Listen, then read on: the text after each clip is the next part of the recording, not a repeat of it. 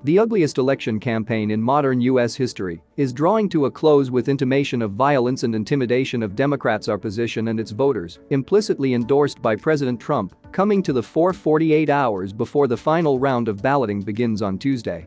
Still significantly behind in polls, Trump on Saturday approvingly tweeted a video of a convoy of trucks and cars bearing flags and banners supporting him as they surrounded a Biden campaign bus on the road in Texas in an effort to browbeat Democrats.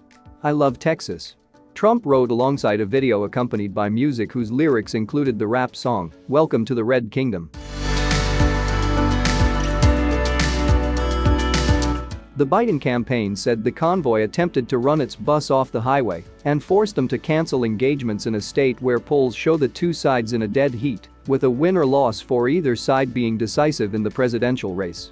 The intimidation came even as Trump said there would be bedlam and very bad things could happen in the country if results were not declared on election night, even though there is no legal or constitutional requirement to do so, and the projection of results has purely been a media exercise for nearly a century.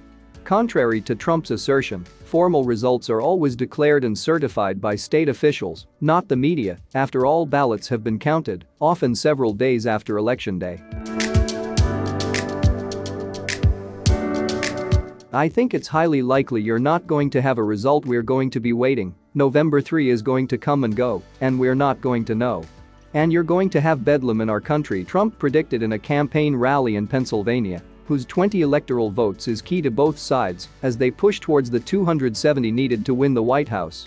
The U.S. president's statements and tactics suggest he and his party believe the only way they can win is delegitimizing mail-in ballots that are counted after November 3, a process courts have largely approved. More than 90 million voters, approximately two-thirds of the expected turnout, have already voted in the election, and roughly 2/3 RDS of the 90 million are in the form of mail-in ballots, which tend to favor Democrats because its voters are more mindful of the pandemic.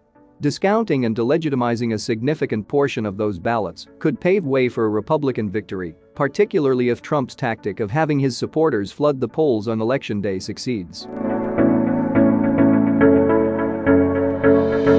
As part of this overall strategy, Republicans in Texas petitioned a federal court on Friday to reject over 100,000 ballots cast through drive-through voting in Democrat-leaning Harris County, arguing it is an illegal expansion of curbside voting that a Texas court had allowed because of the pandemic.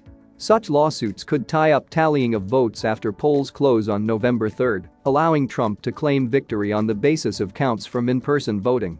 In raucous rallies that are now widely seen as COVID-19 superspreaders, see accompanying story, Trump has been exhorting his base to turn up in big numbers to vote in person to turn the tide that show him 6 to 8 points behind Biden in nationwide popular vote and trailing or tied in several battleground states. A couple of outlier polls show the race narrowing slightly, with one poll showing him jumping into a 7-point lead in Iowa, earlier considered a toss-up state. That won't be sufficient to power him to a victory if all ballots are counted. And it certainly will not matter if Texas turns blue. Thank you so much for watching. Please like the video and subscribe our channel. Please don't forget to hit the bell icon for future updates.